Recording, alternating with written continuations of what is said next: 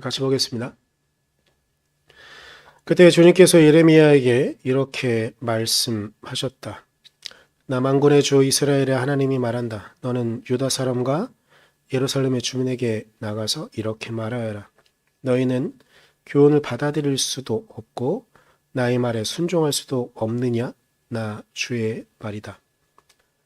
레갑의 아들 요나답이 자손에게 포도주를 마시지 말라고 명령한 것이 이렇게 엄수되고 있다.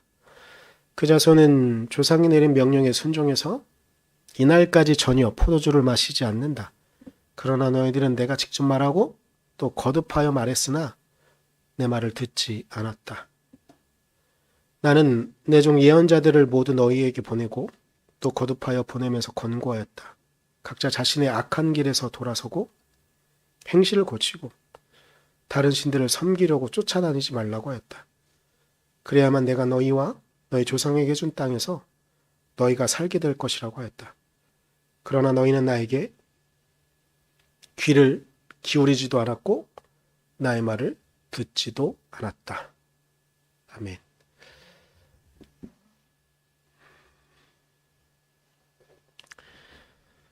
저 오늘 설교 제목은 우리의 죄입니다. 네.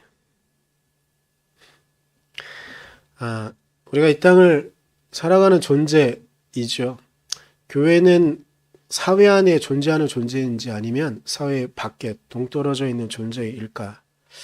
이런 질문들을 좀 해야 되는 시기인 것 같습니다. 교회의 상황들을 있는 그대로 좀 인정하고 받아들여야 되는 그런 시기이진 않을까? 그런데 예수 그리스도께서 우리를 이 땅에 당신의 자녀로, 당신의 제자로, 하나님의 자녀로 부르시는 상황 가운데 예수 그리스도께서 우리에게 당부하시고 우리에게 명령하신 몇 가지 사항들이 있습니다. 그 중에 하나는 우리는 세상의 소금이라는 것입니다. 마태복음 5장 13절에 보면 너희는 세상의 소금이다. 소금이 짠맛을 잃으면 무엇으로 그 짠맛을 되찾게 하겠느냐라고 하시면서 말씀하시는 부분이 있는데, 일단 우리가 잊지 않고 생각해야 되는 부분이 있다고 한다면 그건 하나님께서, 예수 그리스도께서 우리를 너희는 세상의 소금이다라고 말씀하셨다는 겁니다.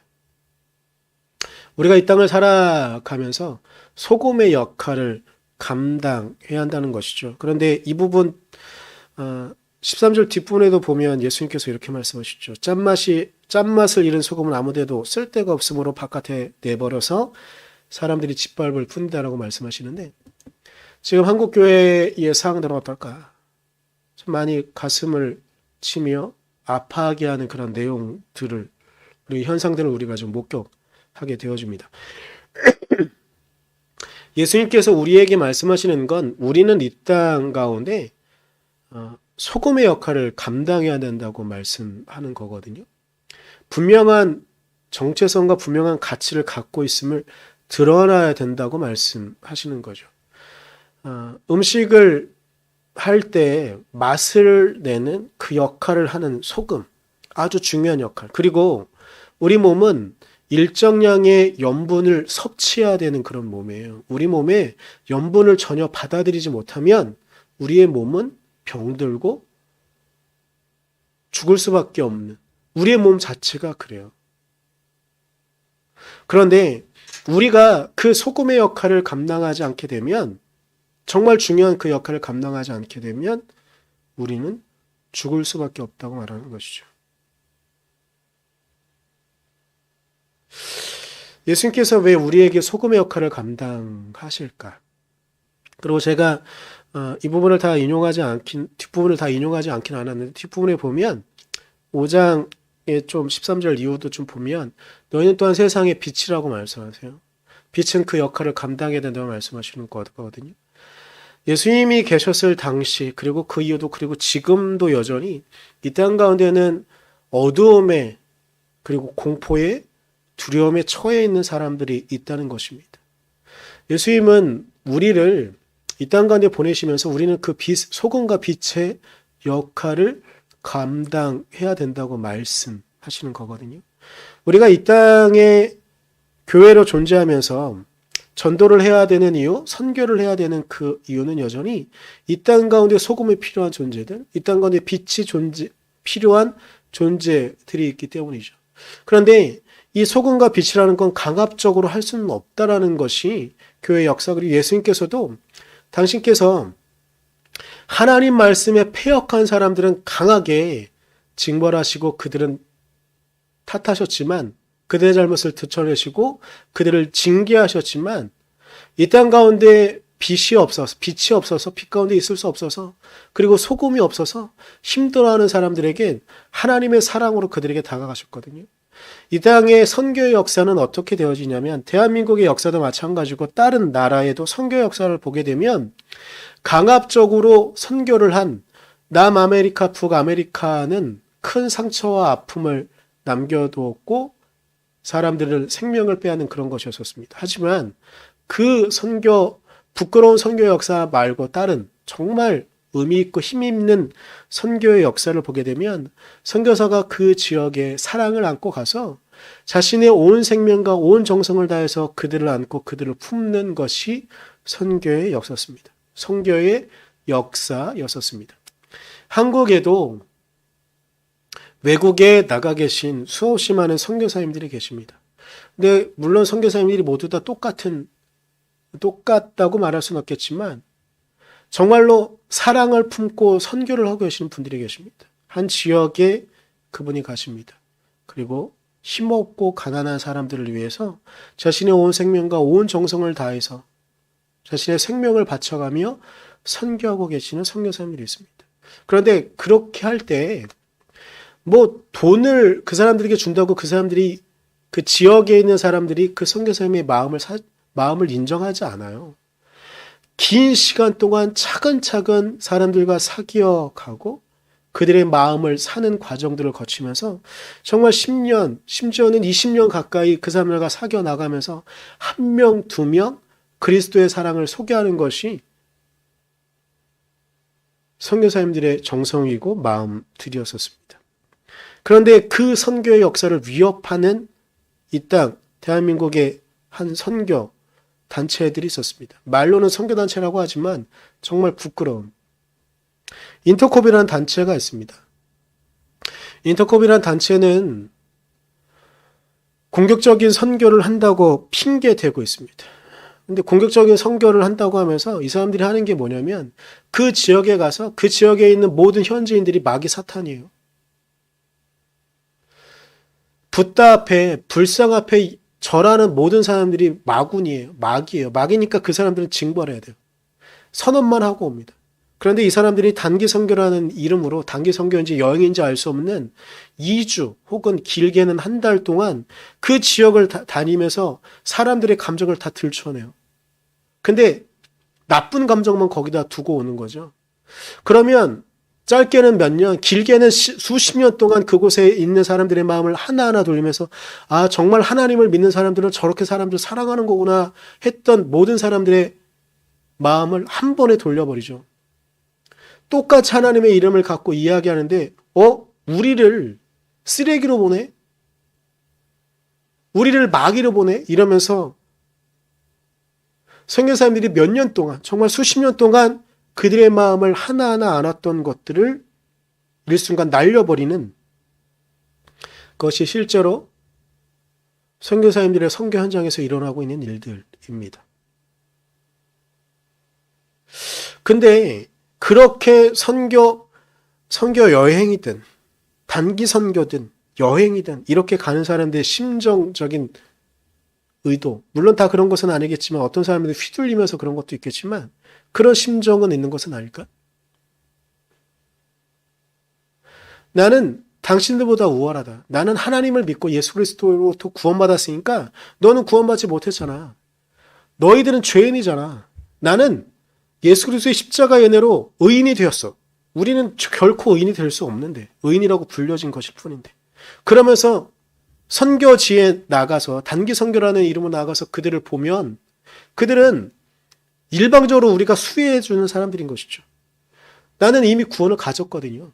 구원받는 방법을 갖고 있으니까. 근데 여러분, 이 모습들은 가만히 생각해 보면 예수님께서 이 땅에 오셔서 그분의 사역을 하실 때 예수님을 그렇게 바라보던 사람들의 시선과 유사한 사람들이 있는 것 같지 않습니까? 바리새인들이 예수님을 그렇게 봤어요. 바리새인들은요, 예수님께서 이 땅에 오셔서 하나님의 사랑을 말할 때, 사랑하라고 말할 때 그 모든 것들을 보면서 이것은 의미 없다고, 저 사람은 지금 마귀 짓을 하고 있다고, 하나님의 이름을 욕되게 하고 있다고 말하면서 했습니다. 예수님은 그래서 그 바리새인들을 정말로 의미 없고 정말로 오히려 하나님의 뜻을 곡해하는 사람으로 하면서 바리새인들의 상대편을 써서 바리새인들을 비난하고, 바리새인들이 오히려 하나님의 복음을 방해하고 있다고, 하나님의 구원을 방해하고 있다고 이야기하셨습니다. 그런데 제가 좀 전에 세상의 소금과 빛의 역할을 감당해야 되는 우리에 대한 말씀을 하셨는데, 5장 20절에 보면 또한 예수님께서 이렇게 말씀하십니다. 내가 너에게 말한다. 너희의 의가 율법 학자들과 바리새파 사람들의 의보다 낫지 않으면 너희는 하늘나라에 들어가지 못할 것이다. 라고 우리에게 말씀하십니다. 선교사들의 의가 잠시 머물고 떠나는 단기 선교라는 이름으로 여행하듯 왔다 떠나는 이들의 의보다 낫지 않단 말일까요? 제가 선교 현장에 대한 이야기를 좀 전에 했는데, 어찌 보면 작은 교회들이 그 지역을 섬기면서 하고 있는 이 땅의 교회들이 정말 많음을 저는 보고 있습니다. 이 설교를 같이 듣고 있는 분들도 또한 그 사실을 알고 계실 겁니다. 그런데 이렇게 열심히 교회들이 최선을 다해서 예배를 준비하고 그 지역을 섬기며 그렇게 하나님의 나라를 위해 헌신하고 있는 상황들 가운데 자신들의 이익과 자신들의 어떤 헤게모니를 위해서 움직이는 상황들이 오늘의 시국을 만들어 버리고 말았습니다. 지난주 토요일부터 이어지던 한 선교단체, 그리고 그 선교단체 때문에 일어나는 수없이 많은 일들, 그리고 이미 그 전에도, 그리고 그 전전에도 선교단체, 그리고 교회들이 끊임없이 한국 사회를 위기에 몰아넣고 있는 조짐들이 보이기 시작했었는데, 지난주 결국은 교회가 그렇게 비난하던 신천지보다 더 많은, 제가 봐서는 곧 비슷한 수가 교회 발로 나오지 않을까라는 그런 위기의 순간에 봉착해버리고 말았습니다. 이 상황들을 바라보며 이번 주 말씀 가운데 우리가 이 상황 가운데 한국 사회 앞에 죄송하다는 말씀을 할 수밖에 없다는 생각을 갖고 말씀을 준비하고 있었습니다. 그런데 주중에 제가 이렇게 아주 친한 후배는 아니긴 하지만 어떻게 이렇게 저렇게 알게 된 제 학교 후배가 한 명 있습니다. 이 목사는 청주에서 거의 10여 년 넘게 목회를 하고 있는 그런 친구입니다. 정말로 제가 좀 전에 말씀드렸던 것처럼 아무것도 없는 상황 가운데 교회를 개척해서 한 명, 두 명 마음을 사고 그렇게 열심히 목회를 하던 그런 친구, 그런 후배 목사였습니다. 그런데 제 학교 후배가 이번 주 중에 글을 하나 쓰는데 선배는 저로서 너무 미안했었어요. 처음에 이 후배 목사는 자신이 있는 집에 화장실에 등을 한 10여 년 만에, 자기 집이 아니니까 그 하나하나 고치는 것도 쉽지 않은 일이니까, 근데 화장실에 있는 등을 10여 년 만에 처음으로 바꿨대요.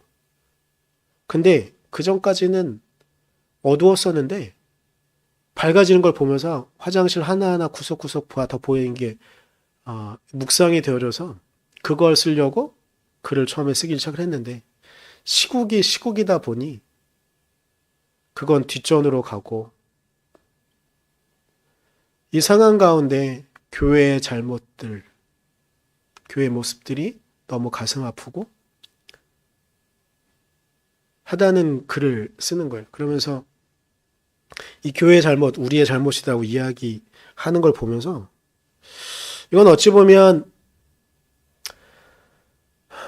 그렇게 저보다 한참 후배의 잘못은 아닐 수도 있는데 그 후배 목사는 정말 열심히 그리고 국가에서 하라는 대로 최선을 다해서 그리고 허튼 데 마음 두지 않고 한 명 한 명 마음을 돌리기 위해서 그리고 한 명 한 명을 그리스도의 십자가의 사랑으로 이끌기 위해서 그렇게 열심히 목회하던 그 목회자는 이 상황을 두고 사과를 하는데 그리고 그 글을 보면 또 다른 후배가 또 글을 남깁니다.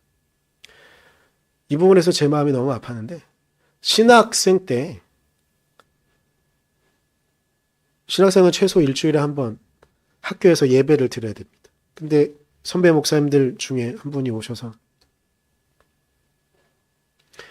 목회 똑바로 해야 된다. 하나님 앞에 제대로 해야 된다. 이런 말씀을 들으면 그냥 그러려니 했었는데 최근 들어 그 말씀들이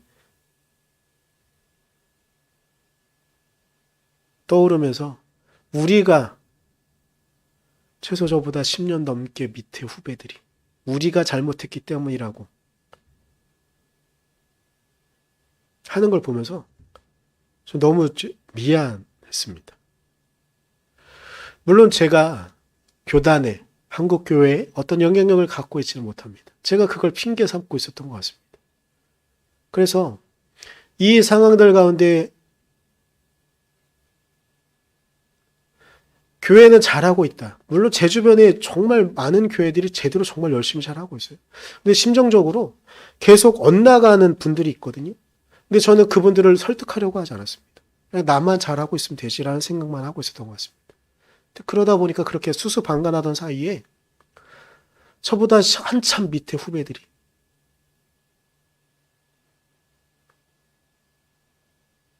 그 후배들은 정말 열심히 하나님의 사랑으로 이 땅을 섬기려고 하고 있었는데 그 후배들이 미안하다고 말하는 이런 상황에 처해 있는 걸 보며 제가 너무 많이 미안했습니다. 한국교회가 나름 자랑스럽게 여기는 몇 가지 사실들이 있습니다. 1919년 3.1절이 있죠. 3.1절 대표 중에 과반수 이상이 기독교인이었다는 걸 갖고 대단히 자랑스럽게 여깁니다. 근데 신기한 건 1919년도에 전체 조선의 종교인들, 그러니까 종교를 갖고 있다고 하는 사람들, 물론 이것도 대부분의 추정이긴 하지만 그래도 어느 정도 조사에 의하면 1.3%에서 1.5%가 기독교인이었다고 보여지는 거예요. 근데 그런 상황 가운데도 정말 열심히 했다고 말하면서 그리고 독립을 위해서 정말 독립투사들, 독립하기 위해 운동했던 정말 수없이 많은 사람들의 기본적인 베이스는 기독교인들이 많았었으니까 그걸 갖고 자랑스럽게 여깁니다. 근데 이것이 착각이었음을 저는 좀 오늘 드러내려고 합니다. 그 자랑스럽게 여기는 대표, 기독교의 대표 18명, 17명 가운데 끝까지 변절 안 한 사람 3, 4명밖에 되지 않습니다.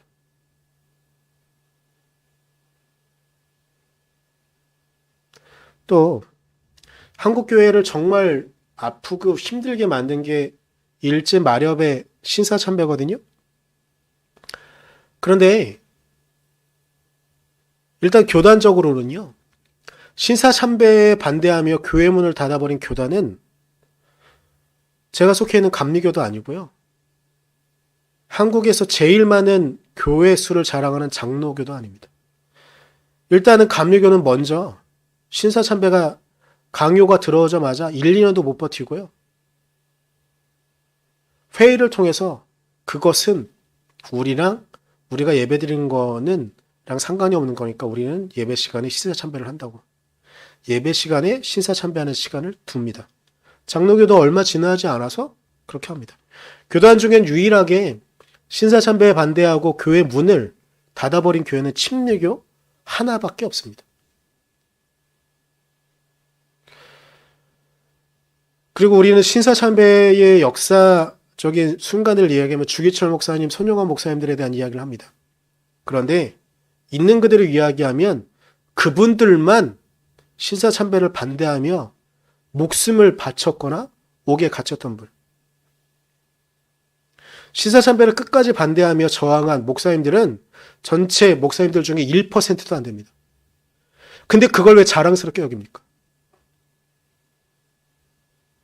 신사참배가 자랑스럽습니까? 분명히 우상 숭배하지 말라고 지금 이야기하면서 그때 한국교회는 우상 숭배를 했습니다. 예배당 안에 신사를 두고 십자가가 있어야 되는 그 자리에 일본의 신사를 두고 그곳에 절하는 게 동의하는 것이 한국교회입니다. 그런데 왜 그것을 자랑스럽게 여깁니까? 오히려 부끄럽게 여기고 오히려 역사 앞에 무릎 꿇고 사죄를 해야 되는 일입니다. 몇 가지만 하나님 앞에 신실하게 섰던 사람들은 단 1%밖에 되지 않았습니다. 1%도 안 되는 사람들이 그렇게 한국교회를 있게 만든 겁니다. 그런데 그것을 왜 어떻게 자랑스럽게 여길 수 있다는 겁니까? 오히려 역사 앞에 무릎 꿇어야 되는 것이 한국교회이죠. 감리교는 몇 년 전 2018년에 중보연회가 처음으로 이런 행사를 했는데 딱 두 분을 기리며 그분을 기리는 예배를 연회 때 드렸습니다. 강종근 목사 그리고 최은규 권사 이 두 분 다 1942년도에 돌아가셨어요. 근데 이게 왜 중요하냐면 감리교회에서는 신사참배를 반대하며 순교한 분은 단 두 분밖에 안 계십니다. 물론 옥고를 치른 분들은 더 계세요. 끝까지 반대한 분들도 몇 분 더 계시긴 해요. 저는 교회가 이런저런 문제를 일으키는 상황들을 보면서 대부분 교회들이 하는 말 저도 똑같이 했습니다. 이런 문제들은 교회의 일부다. 목사들 중에 일부가 그런 문제를 일으키는 거다라고 저도 그렇게 말했습니다. 그런데 이제 우리는 좀 마음을 바꿔야 될 것 같습니다. 전체 교회들 가운데, 전체 목사들 가운데 하나님 앞에 정말 신실하게 하려고 하는 사람들이 일부인 것 같습니다. 청주의 그 후배 같은 그런 사람들이 오히려 일부인 것 같습니다. 이 상황들이 되면 이제 냉철하게 한국교회의 모습을 좀 돌아볼 것 같습니다. 한국교회는 원래 교회는 사도 바울이 이렇게 말한 건데요. 에베소서 1장 23절에 보면 교회는 그리스도의 몸이요 만물 안에서 만물을 충만케 하시는 분의 충만함입니다 라고 이야기하는데 교회는 그리스도의 몸이라고 고백하고 이야기하는 것이 교회의 고백이었습니다. 그런데 제가 굳이 교회는 그리스도의 몸이라는 말씀을 갖고 온 이유가 있습니다. 이제 한국교회는 엄밀히 말해야 될 것 같습니다. 교회가 욕을 먹으면서 예수 그리스도 욕을 먹고 있습니다. 그런데 이런 상황쯤 되면 우리는 우리의 모습을 냉철하게 돌아봐야 됩니다. 교회가 정말 그리스도의 몸인가? 혹은 다른 사회의 이익단체처럼 되어버렸다고 한다면 그 교회 문을 닫아버려야 됩니다. 교회 안에 그리스도가 없는데 그건 교회일 수 없습니다. 교회 안에 그리스도의 사랑이 없는데 그리스도의 말씀을 따라가는 그 사랑이 없는데 교회가 존재한다고 한다면 그건 교회가 아닙니다. 제가 오늘 본문으로 삼은 예레미야 35장의 이야기는 예레미야가 예언하는 가정 가운데 그리고 한 지파를 한 민족을 보게 되시는데 레갑 지파 사람들이에요. 근데 이 사람들은요 유대인이 아닌데 술을 먹지 않아요.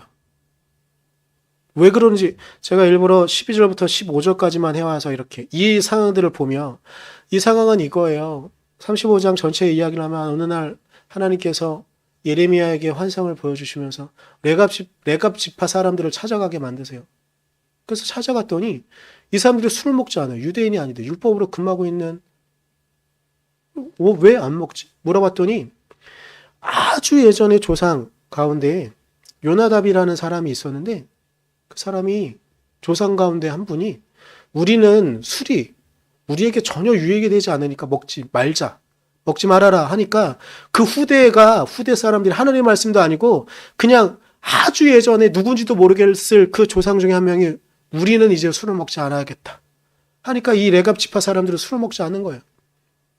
이 상황들을 보며 이 상황을 목격하게 하시면서 하나님께서 말씀하신 것이 14절부터 이어지는 말씀이에요. 저 사람들은 나를 모른다.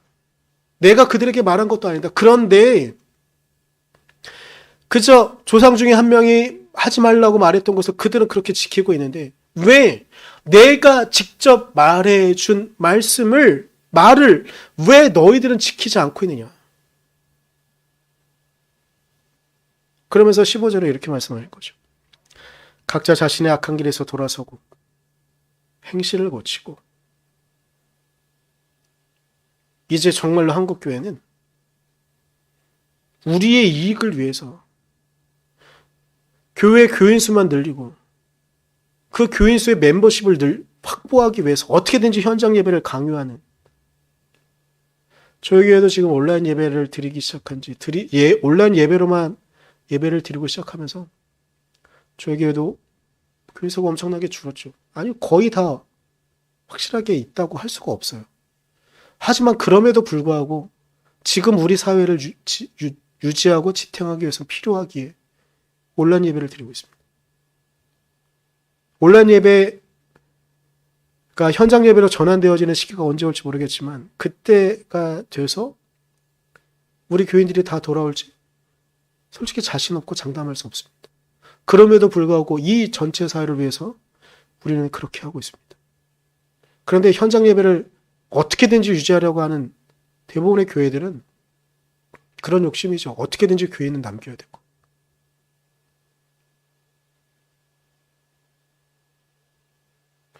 우리는 이제 악한 길에서 돌아서야 됩니다. 우리의 행실을 고쳐야 될 때가 되었습니다. 우리는 하나님과 세상 앞에 이제 서 있음을 인식하고 받아야 될 것 같습니다. 이때 우리는 어떻게 해야 될까요? 제가 어제 새벽 늦게까지 말씀 준비를 마치고 난 다음에 그래 이렇게. 근데 잠자리에 들기 전에 잠깐 인터넷 창을 보다가 제목은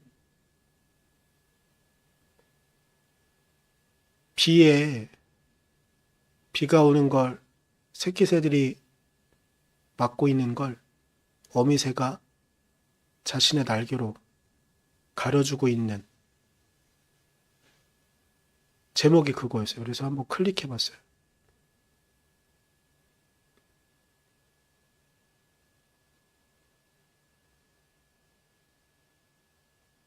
어미새 밑에 어린 새들을 날개로 이렇게 푹 안고 있는. 근데 이걸 보는데 저는 이 어미새가 하나님 같았어요.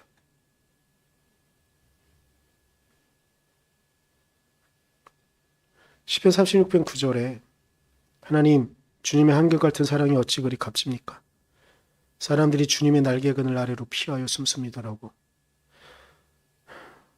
주님의 날개 그늘 아래라는 건 하나님이 우리를 품어주시고 안아주시는 그 모습을 보여주는 성경의 아주 큰 이미지 중에 하나입니다. 이 장면이 떠올랐습니다. 그런데 제가 이 모습을 보면서 저 어미새가 하나님 같았습니다.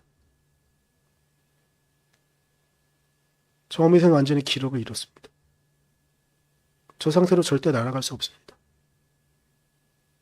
날개가 온통 물에 젖었기에 절대 뜰 수 없죠. 그런데 새끼를 안습니다. 어떻게든지 그 공격에 방어를 해야 되니까요. 지금 하나님이 지금 우리의 예수 그리스도가 저렇게 온몸으로 세상의 비난과 손가락질을 우리의 잘못된 선택 때문인데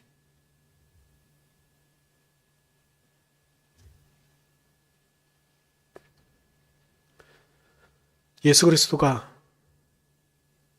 온몸으로 그렇게 세상의 비난과 손가락질을 맡고 계신 것은 아닐까요? 완전히 기력을 잃어버리고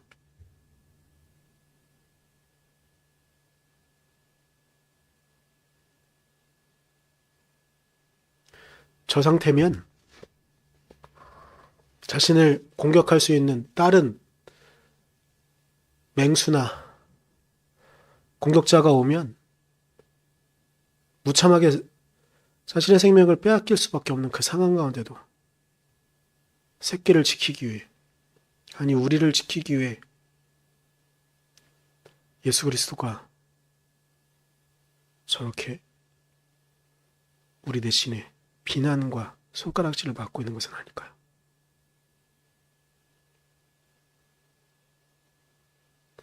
우리의 죄 때문에 우리가 이 땅에 온전하게 교회로 있지 못해서 그리스도의 몸인 교회가 그리스도 없이 있어서 그렇게 하나님께서 고난당하고 계시지 않을까요? 우리가 어떻게 해야 되겠습니까? 우리가 정말 우리 마음 깊숙이 예수 그리스도를 모시고 계시다고 한다면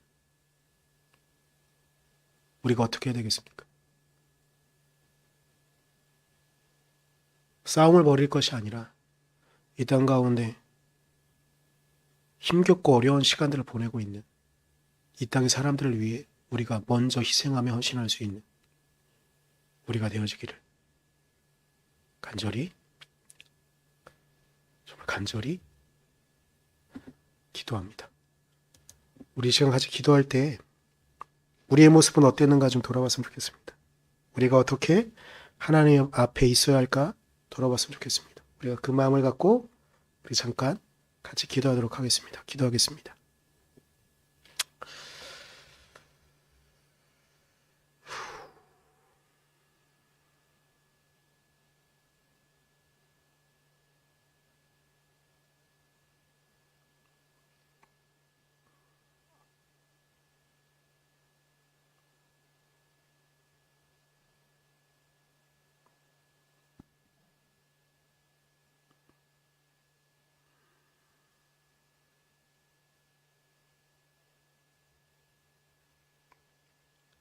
주님, 우리가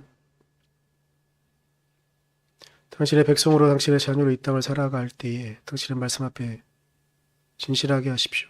당신의 은혜 앞에 진실하게 하시고 우리가 당신께서 우리를 이 땅에 빛과 소금의 역할로 보내신 그 의미를 온전히 깨닫게 하시고 당신께서 우리를 위하여 십자가에 달려 돌아가신 그 의미를 온전히 깨달으며 우리가 이 땅을 위해 헌신하게 하시고 그 헌신 가운데 당신의 사랑이 드러날 수 있도록 우리를 다시 당신의 자녀로 당신의 제자로 우리를 불러주시옵소서. 우리가 당신을 믿는 자로서 온전히 이 땅을 살아갈 수 있길 간절히 소망하며 정말 우리가 예수 그리스도를 모시고 살아가는 우리 그리고 우리 이 땅의 교회들 되어지도록 우리를 이끌어 주시옵소서. 감사합니다. 예수님의 이름으로 기도드렸습니다. 아멘.